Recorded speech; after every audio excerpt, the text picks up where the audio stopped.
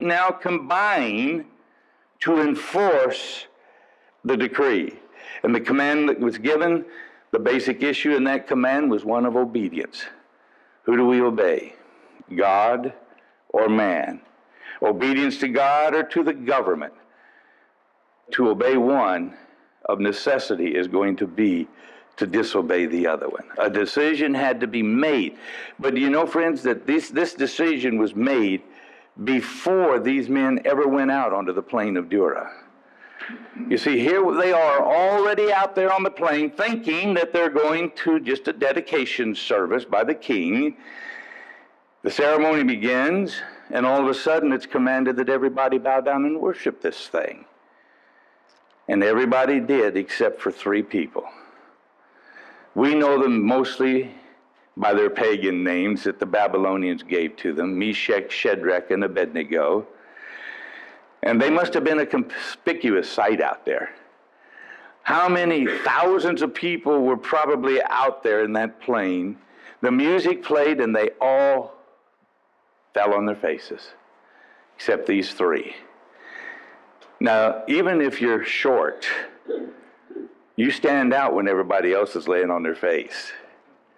And so you could see these 3 guys standing up over there. And they realized how conspicuous they had been. And I cannot imagine Abednego elbowing Meshach and say, "Oh, we're very conspicuous here. Let's at least squat down and pretend we're tying our sandals." No, they stood just as tall as they could. I think they probably were standing at what we would call attention today.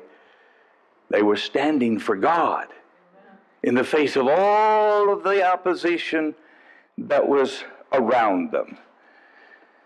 So even with the tightness in their stomach and the dryness in their mouth, they remained determined that they were going to stand for God. So back here in chapter 3, let's pick it up with verse 8. "Wherefore at that time certain Chaldeans came near and accused the Jews. Then spake and said to the king Nebuchadnezzar, O king, live forever. Thou, O king, hast made a decree that every man that shall hear the sound of the cornet, flute, harp, sackbut, psaltery, dulcimer, and all kinds of music shall fall down and worship the golden image. And whoso falleth not down and worship, that he should be cast into the midst of a burning fiery furnace. There are certain Jews whom thou hast set over the affairs of the province of Babylon, Shadrach, Meshach, and Abednego. These men, O king, have not regarded thee, and they serve not thy gods, nor worship the golden image which you have set up." You see, now they're told on. There's 3 of those captive kids, 3 of these Hebrews that you put in charge of stuff. But yet they don't obey you. They don't fall down and worship your golden image. They do not worship our gods. And king, remember, you said that they would be cast into a burning fiery furnace. Immediately upon this report that there were these Jews, this king did something that most Christians don't even do. He calls them before him, and he asks this question, "Is it true, O Meshach, Shadrach, and Abednego, that you won't bow down and worship my image? Is that right?" Oftentimes as Christians, we hear somebody said or did something, and we take it to be fact, and we get all mad, and our feathers get all ruffled. We're worse than a backstroked cat. And we are mad over things that probably didn't happen, weren't said, or at least said in that manner. We are told in Scripture that if we have something against someone, we should go to that person and find out if it's true. And there would be a lot of strife that would be put down if we would do this. So, why didn't they bow down? Well, again, let's take a look at this. For Shadrach, Meshach, and Abednego to obey the king would have been a direct violation to the commandment of God. So therefore, they could not, because even though these words in Acts had not been written, they still understood the principle. Peter said in Acts, and said, we ought to obey what? God rather than men. If we would remember that, it would make a world of difference. To obey the commandment of Nebuchadnezzar would have been to disobey both the first and the second commandment of God. Thou shalt have no other gods before me, and you shall not make any images and bow down to them. Now, in ancient Babylon, we find that the church and the state now have come together to promote a falsehood, to force the conscience, and to coerce worship. This is what the principle is that's being portrayed here. In the last days, we find in Revelation there is a spiritual Babylon that will be doing the very same things and issuing a death decree as well. Again, the church and the state will unite, and again, worship shall be legislated under the penalty of death. Let's take a look at that. Revelation 13:15. He was granted power to give breath to the what? The image of the beast, that the image of the beast should both speak and cause as many as would not worship the image of the beast should be what? You see how clear the scriptures are. He causes all, both small and great, rich and poor, free and slave, to receive a mark in their right hand or in their foreheads, and that no one may buy or sell except one who has the mark or the name of the beast or the number of his name. That's in the future. So we are about to face a very powerful crisis. This crisis is coming upon us at a very rapid speed, as any who follow current events here in this country and worldwide as to what is developing to force the people of God to disobey God. And if they don't accept the law of the land, they can't buy or sell, and eventually they shall be killed. So let's not miss the point here today. What we see is an image is erected in Babylon. Church and state are united, and worship now is enforced by a universal death decree. Anyone that don't bow down and worship this image, he's dead. Once again, a fiery trial is going to come upon God's people. A trial greater than any in the history of the world is soon coming upon the followers of God, who are going to be brought into this crisis over the issue of the commandments of God versus the commandments of men. And when that time comes, we must already have determined in our own mind that we are going to obey God rather than men. If you wait till you're on the plain of Dura, if you wait until that image is right straight in front of you, if you wait until that death decree is there, you won't make the right decision. You must decide for God now, not sometime in the future. A Babylonian king, a powerful world leader, established a counterfeit image and compelled worship, contrary to God's command. We see that the issue revolved around the authority of God's word, loyalty to Christ, and obedience to his commandments. These are the key issues. Now watch this. The issues, there were corrupt rulers, a counterfeit image, a great time of trouble, a worshiping of the image. The church and state will be united, forced worship with a death decree, and the issue is between obedience to God or to man.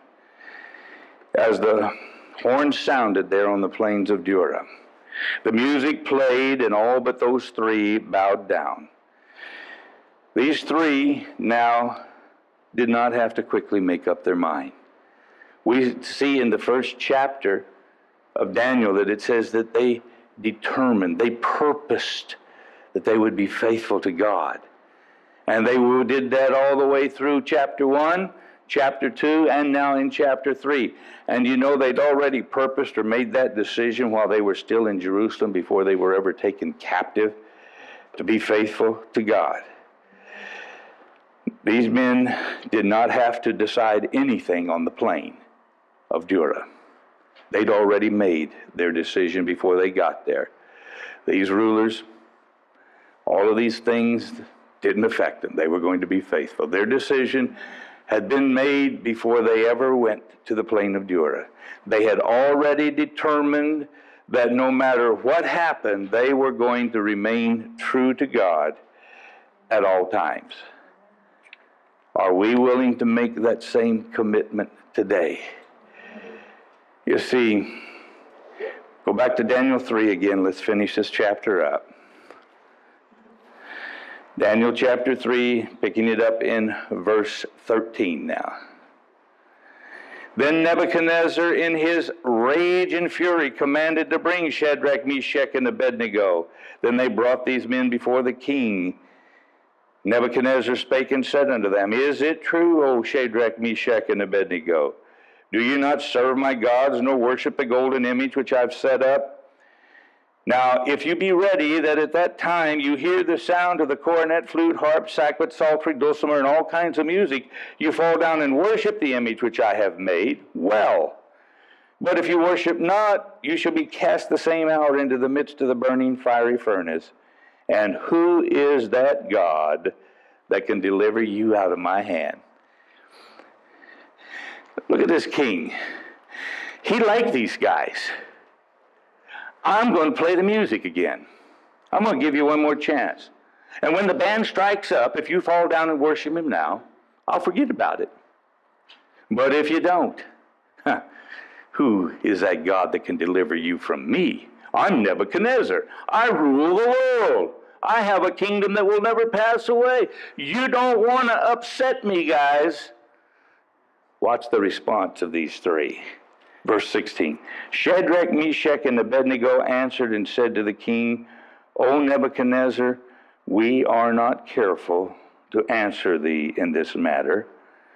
If it be so, our God whom we serve is able to deliver us from the burning fiery furnace, and he will deliver us out of thy hand, O king. But if not, be it known unto thee, O king, that we will not serve your gods, nor worship the golden image which you have set up. You don't have to play the song again, king. Well, I'm going to let you know right up front, we're not going to change. Our God is able to deliver us. But if he doesn't, if we have to die, so be it. We still won't worship that image.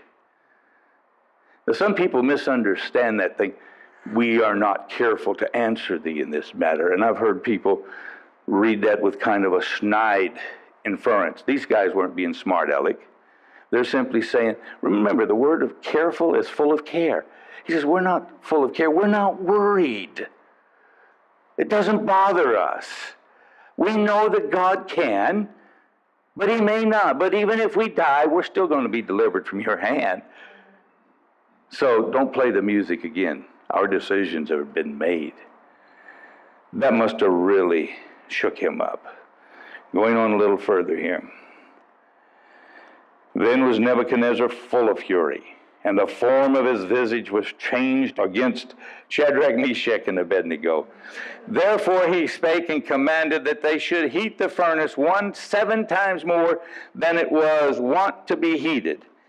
And he commanded the most mighty men that were in his army to bind Shadrach, Meshach, and Abednego, and to cast them into the burning fiery furnace. And these men were bound in their coats and their hosen and their hats and their other garments, and they were cast into the midst of the burning fiery furnace.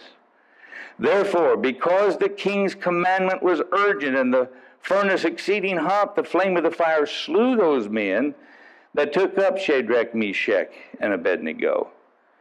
And these 3 men, Shadrach, Meshach, and Abednego, fell down bound into the midst of the burning fiery furnace. We see here that in this account that they were thrown into that fiery furnace because they would not disobey this commandment, because they would not make graven images or bow down and worship these images. So, as we look on into this account here in Daniel, going down to verse 27 here, let's pick it up where we left off in verse 24. Then Nebuchadnezzar the king was astonished, and rose up in haste, and spake and said unto his counselors, Did not we cast 3 men bound into the midst of the fire? And they answered and said unto the king, True, O king. And he answered and said, Lo, I see 4 men loosed, walking in the midst of the fire, and they have no hurt, and the form of the 4th is like unto the Son of God. This must have shook that king up. He's sitting there in all of his arrogance. I fixed those guys, you know. And then he looks over there and peeks in there, and there's not just those guys. There's a 4th person. And none of them are tied up anymore. None of them are bound. And I can just see him grabbing that counselor that's the closest to him and pulling him down. Didn't we throw 3 guys in there? Are you true, O king? Then why is it I see 4 of them? And they're walking around. And that 4th guy, just look at that 4th guy. He's like unto the Son of God. You know, how did he know anything about the Son of God? Daniel was a witness. Daniel shared a lot with Nebuchadnezzar. And as you go through this book, you'll see this all the way through this book. So now he's in a dilemma. These 3 guys were his servants. I tried to kill them. I threw them in a fire. This God came down and jumped into the fire with them. And they're walking around in there. And he's really, really concerned about what he sees going on. Watch this. Then Nebuchadnezzar came near to the mouth of the burning fiery furnace, and spake and said, Shadrach, Meshach, and Abednego, ye servants of the Most High God, come forth and come hither. Then Shadrach, Meshach, and Abednego came forth from the midst of the fire. I find it great that he didn't ask that 4th guy to come out. I don't want number 4. I didn't put him there. Just you 3 guys, come out. Leave the other guy back there. I don't want to be confronted by the Son of God right now. And it says that they came out of that fire that had been so hot that the guys that threw them in just died from the heat outside of the furnace. And when they came out, those ropes were gone. There wasn't the smell of smoke on them. None of this. Look at this. And the princes, governors, and captains, and the king's counselors being gathered together saw these men upon whose body the fire had no power, nor was an hair of their head singed. Neither were their coats changed, nor the smell of fire had passed on them. They didn't even smell like smoke. You know, I've got a magnetic quality about me that attracts smoke. When I go camping or go out with pathfinders or whatever, I don't care what side of that campfire I sit on. The smoke will come my way. I'll get up and go to the other side. That smoke will come my way. And by the time that campfire thing's over, I smell like a roasted hot dog or something, you know. They didn't even smell like smoke. Then Nebuchadnezzar spake and said, Blessed be the God of Shadrach, Meshach, and Abednego, who has sent his angel and delivered his servants that trusted in him, and have changed the king's word, and yielded their bodies that they might not serve or worship any god except their own God. You see, that's what the whole issue had been about. Therefore I make a decree. He's going to make a very interesting decree here. Before I read that decree, I want us to consider, if Jesus was able to keep them safe in the midst of that fire, if Jesus was able to preserve Noah and his family when the whole world was destroyed, why would people think that God can't take care of us now? Why are people so uncertain of their God that they believe that he's so weak that he's got to take them out of the world before a tribulation because God can't take care of them? They can't live through something like it. I want you to know that there's nothing in the world, nothing in your life that God can't take care of for you if you will let him do it. He says, I am God. Is there anything too hard for me? And we've got to understand that if we don't believe that, then our God is way too small. And I want you to come to know the one that's in the scriptures here. They were free from their bonds. They had no smell of smoke or nothing upon them. Okay, let's pick it up with verse 29 and read these last two verses. Therefore I make a decree that every people, nation, and language which speak anything amidst against God, the God of Shadrach, Meshach, and Abednego, shall be cut in pieces, and their houses shall be made a dunghill. Remember last night I told you, this guy is hung up on this dunghill stuff. He wants to chop up everybody and make them and their houses into dunghills. He just says this all the way through this book. Because there is no other God that can deliver after this sort.